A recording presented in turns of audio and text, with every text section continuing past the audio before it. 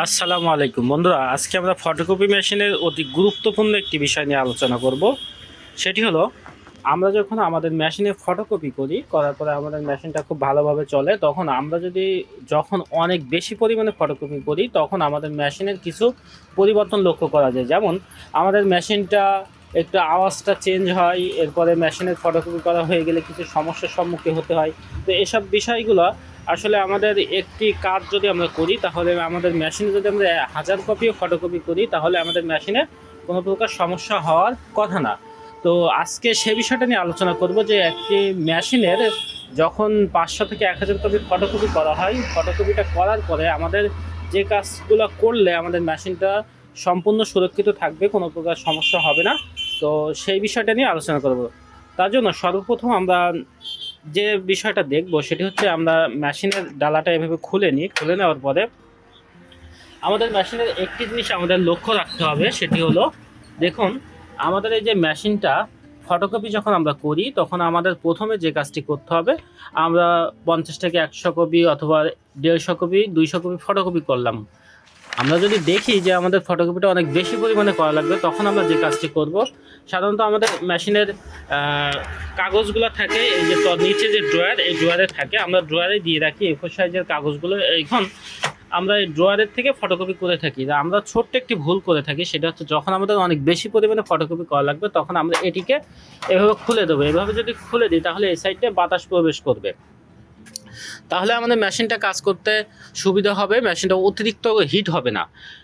এখন আমরা ডালাটা খুলে দিলাম, দেওয়ার পরে এরপরেও আমরা ফটোকপি করতেছি, দেখা যাচ্ছে একটা না 300 কপি ফটোকপি করলাম। করার পরে আমাদের যে কাজটি করতে হবে সেটি হলো, দেখছি যে আমাদের অনেক বেশি পরিমাণ ফটোকপি করতে হবে, তখন আমাদের এই যে ফ্যানটি দেখতেছেন, এরকম একটি ফ্যান আমাদের এখানে দিয়ে রাখতে হবে। দিয়ে আমাদের ফ্যানের স্পিডটা কিছুটা কমিয়ে দিয়ে আমাদের মেশিনটা বাতাস চলার একটু ব্যবস্থা করে দিতে হবে। অর্থাৎ আমাদের মেশিনে ফটোকপি অটোমেটিক্যালি চলবে এবং এই সাইডে এই ফ্যানের মাধ্যমে বাতাসটা প্রবেশ করবে।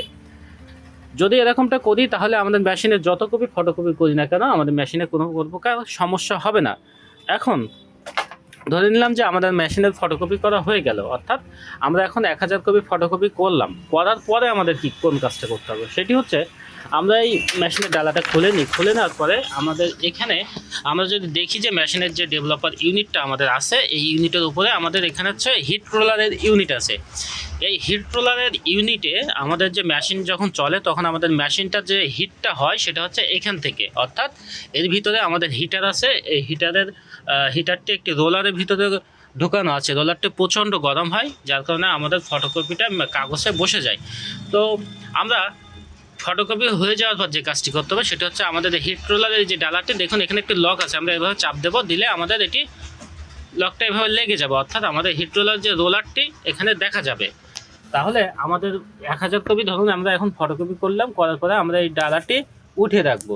এখানে লকটা কিন্তু এমনিতে দেয়নি কোম্পানি, এখান থেকে লকটি দিয়েছে এই জন্য, যাতে ফটোকপি করার পরে বাতাস প্রবেশ করানোর জন্য আমরা এইভাবে এটিকে রাখতে পারি।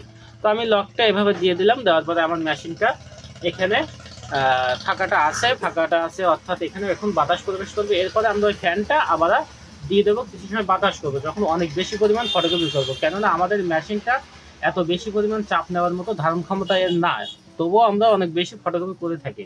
বাইরের দেশে এইসব মেশিনগুলো ওরা ইউজ করে থাকে শুধুমাত্র প্রিন্টের কাজের জন্য, আর আমরা সেগুলো ফটোকপি করি এবং অনেক বেশি পরিমাণে ফটোকপি করি।